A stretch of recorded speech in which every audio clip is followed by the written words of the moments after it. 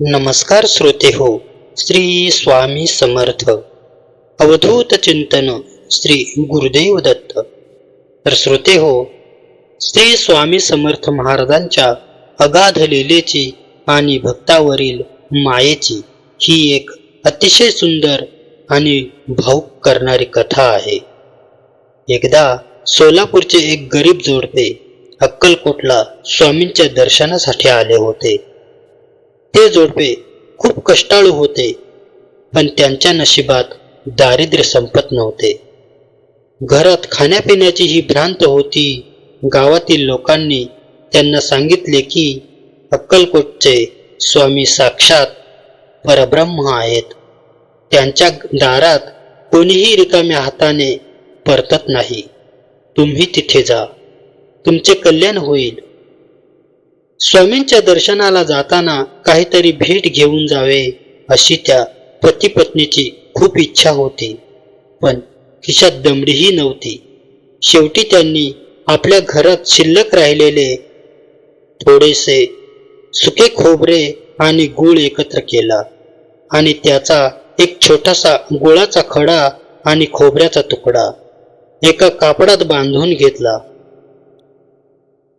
अक्कलकोटला पोहोचल्यावर तिथे प्रचंड गर्दी होती.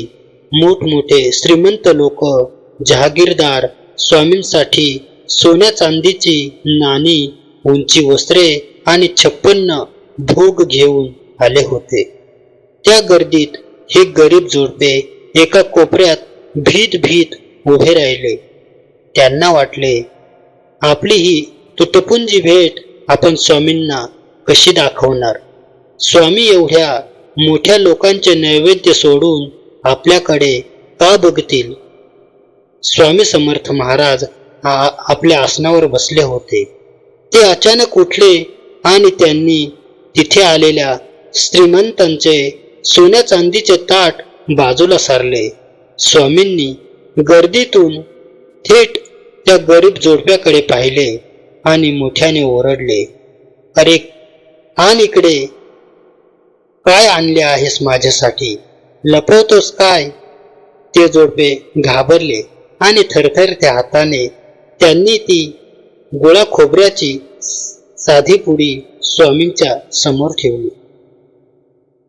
स्वामींनी अत्यंत आनंदाने ती पुडी सोडली.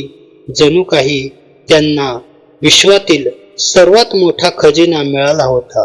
स्वामींनी तो गुळाचा खडा आणि खोबरे तोंडात टाकले, मोठ्या आवडीने खाल्ले आणि तृप्त होऊन हसले. स्वामी त्या जोडप्याकडे पाहून प्रेमाने म्हणाले, आम्ही पैशाचे भुकेले नाही, आम्ही तर प्रेमाचे भुकेले आहोत. जा, तुझे दारिद्र्य आज संपले. घरात कधीही अन्नाची आणि धनाची कमतरता भासणार नाही. स्वामींचे हे शब्द ऐकून त्या जोडप्याच्या डोळ्यातून अश्रू वाहू लागले. त्यांनी स्वामींच्या चरणावर डोके ठेवले.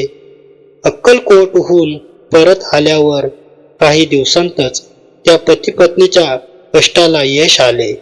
त्यांचे व्यवसाय, कामधंदे उत्तम चालले आणि त्यांचे गरिबीचे दिवस कायमचे संपले.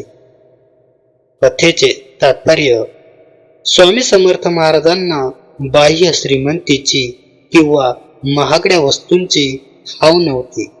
ते फक्त भक्ताचा भाव आणि अथांग प्रेम पाहत असत. तुम्ही श्रद्धेने दिलेली छोटीशी गोष्टही स्वामींना त्रैलोक्याच्या सुखापेक्षा मोठी असते. श्री स्वामी समर्थ.